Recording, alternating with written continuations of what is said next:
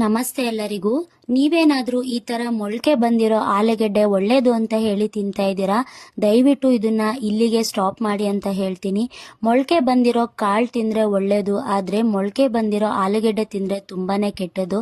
ಯಾಕೆ ಕೆಟ್ಟದು ಅಂತ ಹೇಳ್ತಿದ್ದೀನಿ ಅಂದ್ರೆ, ಇದರಲ್ಲಿ ಗ್ಲೋಕೋ ಆಲ್ಕಲೈಡ್ಸ್ ಅಂತ ಹೇಳಿ ಒಂದು ಕೆಮಿಕಲ್ ಫಾರ್ಮ್ ಆಗತ್ತೆ. ಆ ಕೆಮಿಕಲ್ ತಿನ್ನೋದ್ರಿಂದ ನಿಮ್ಗೆ ಹೊಟ್ಟೆ ನೋವು, ವಾಂತಿ, ಬೇದಿ ಇತರ ಸಮಸ್ಯೆಗಳು ಬಂದೇ ಬರುತ್ತೆ.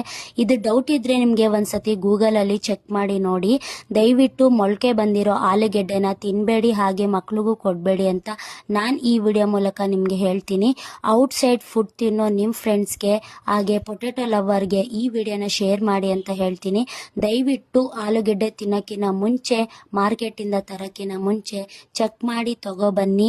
ಹಾಗೆ ಮನೇಲಿ ಏನಾದರೂ ಈ ಥರ ಮೊಳಕೆ ಬಂದಿರೋ ಆಲೂಗೆಡ್ಡೆ ಇದ್ದರೆ ದಯವಿಟ್ಟು ಬಿಸಾಕಿ ತಿನ್ನಬೇಡಿ ಅಂತ ಹೇಳ್ತೀನಿ. ಆದಷ್ಟು ಈ ವಿಡಿಯೋನ ಎಲ್ಲರಿಗೂ ತಲುಪಂಗೆ ಶೇರ್ ಮಾಡಿ. Thank you friends.